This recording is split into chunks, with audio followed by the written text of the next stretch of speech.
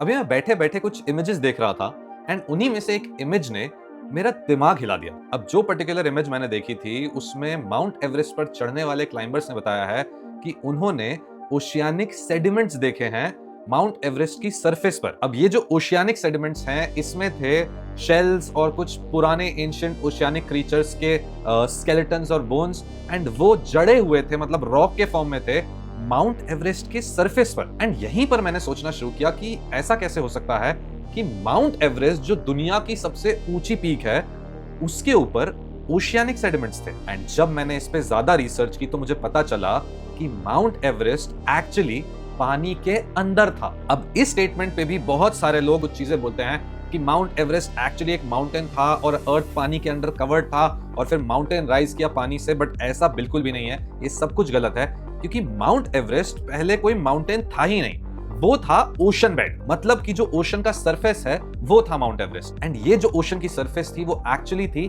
Tethys ocean में। अब 70 million years ago हमारी जो इंडियन प्लेट है वो नॉर्थ की तरफ मूव करने लगी और जो यूरेशियन प्लेट है वो थोड़ा साउथ मूव करने लगी। एंड जब ये दोनों टकराए तो इससे बना माउंट एवरेस्ट एंड इनफैक्ट और भी हिमालयस। अब इसी टकराने की वजह से माउंट एवरेस्ट जो ओशन बेड था और उस पर शेल्स हार्डन हो गए थे over the years, over millions of years, वो ऐसे राइज किए और माउंटेन्स बने। एंड इसी वजह से माउंट एवरेस्ट के ऊपर आज भी आपको ये ओशियानिक सेडिमेंट्स दिखते हैं क्योंकि ये जो सरफेस है वो ओशन की सरफेस थी।